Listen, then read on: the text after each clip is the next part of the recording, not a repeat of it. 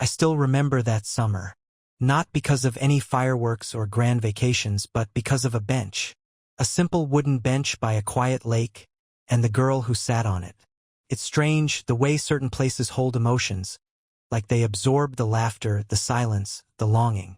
That bench, weathered, forgotten, leaning slightly to one side, became the stage for the most beautiful chapter of my youth.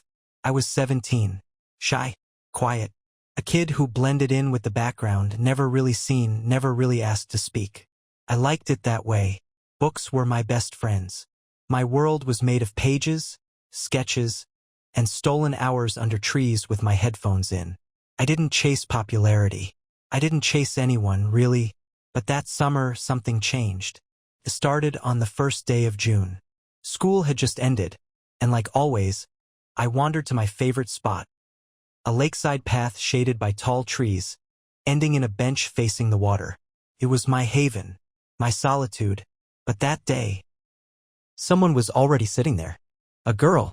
She had short, dark hair tucked under a messy bun and oversized headphones covering her ears.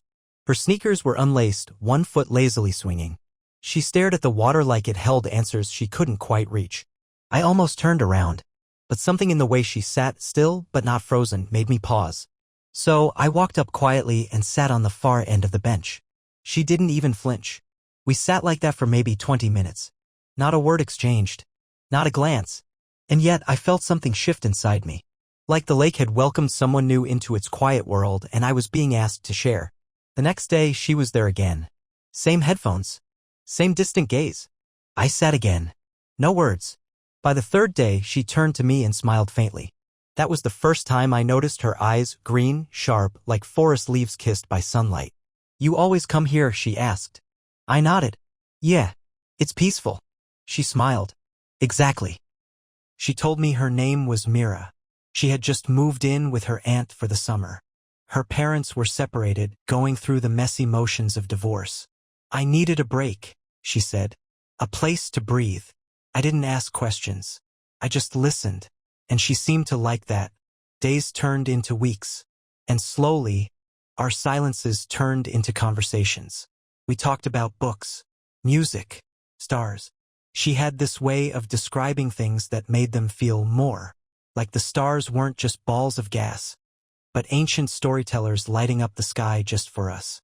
One afternoon, she asked, "What do you want to do with your life?" I hesitated.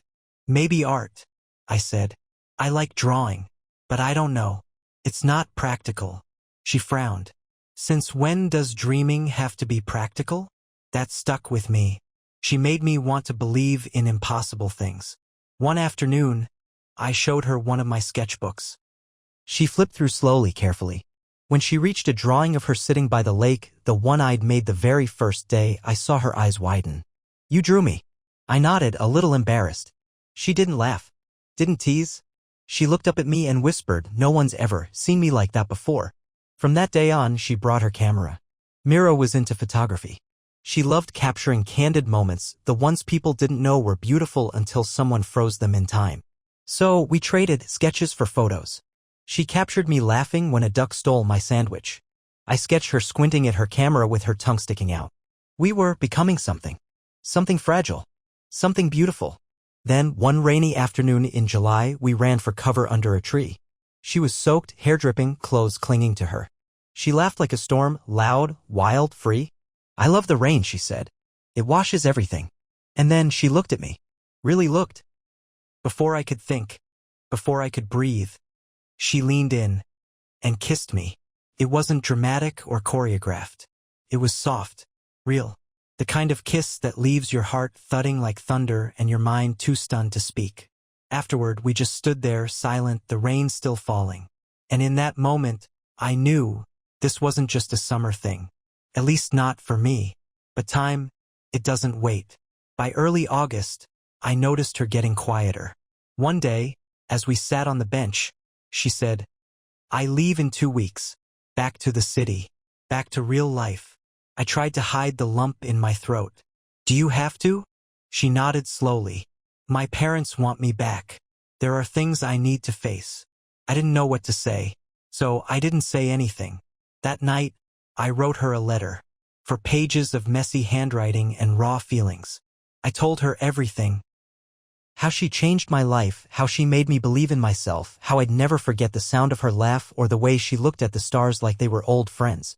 I slipped the letter into her camera bag when she wasn't looking. But the next day she didn't come. Or the day after that. I went to the bench every evening waiting. Nothing. It was like the summer had ended all at once. The bench felt colder. The lake quieter. I kept hoping one more day maybe she'll come. But she didn't. And so the season turned. Fall came. Then winter. I kept sketching. Sometimes I drew her from memory. Other times I just stared at the blank page. 2 years passed. I got accepted to an art college in another state. Life moved forward even if part of me still lived by that lake. The day before I left for college, I went back one last time. To the bench. Our bench. And there she was. Mira. Sitting like no time had passed. She looked different. Her hair was shorter. She wore glasses now. But her eyes, still that same green forest light. I froze. She smiled and said, "Took you long enough." I walked over slowly, afraid she might disappear like a dream. "You're here," I whispered. "I came back last summer too," she said. "But you weren't around." She pulled something from her bag. My letter. "I found this," she said, her voice trembling. "I read it the day I left. Then 100 more times after that. I was quiet, my heart loud. I wanted to come back," she continued. "But life got messy. I wasn't ready." I nodded. I understood. Then softly she said, "But I am now. I'm starting college here. Thought maybe we could start again." I didn't hesitate. Yes. We sat on the bench. This time, no space between us. The sun dipped low, painting the lake in gold. She leaned her head on my shoulder. And just like that, a new chapter began. One written in starlight and ink, laughter and second chances. Because sometimes, love doesn't need fireworks. Sometimes all it needs is a bench by the lake.